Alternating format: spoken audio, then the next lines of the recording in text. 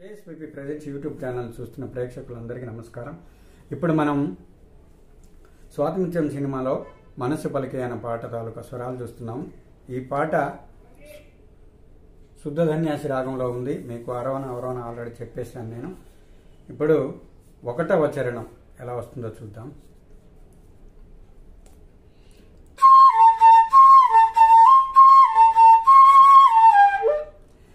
శిరసుపై నీ గంగనై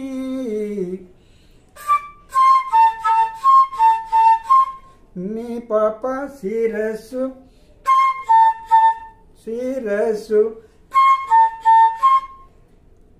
పైని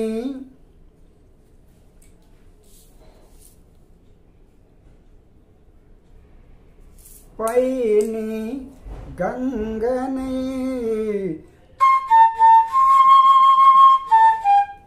నీ పాపని గంగనై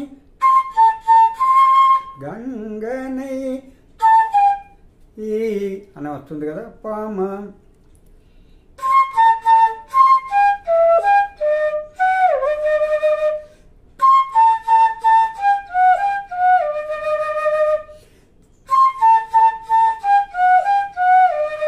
అలా వస్తుంది. నీ పాప మారుల పామ గమ జలక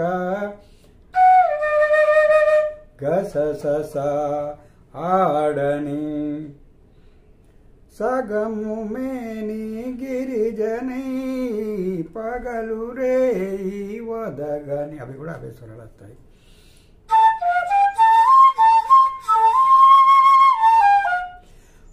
హృదయమేళనలో హృదయ పగమ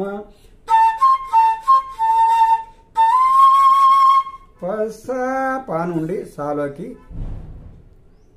స్లైడ్ అవ్వాలి.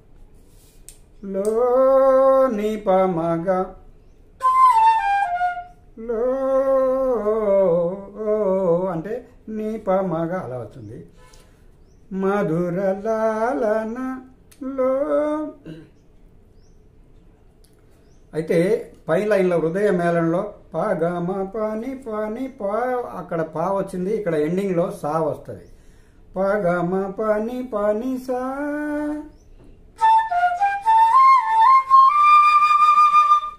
మధుర లాలనలో అలా వస్తుంది. తర్వాత వెలిగిపోని ఎంత మధురంగా ఉందో ఈ పాట. పసస నిసస ప వెలిగి పసస నిసస పపోని రాగదీపం అవే స్వరాలు. రాగదీపం పసస నిసస ప వేయి జన్మలుగా గాంధారం పైకి పోతుందండి.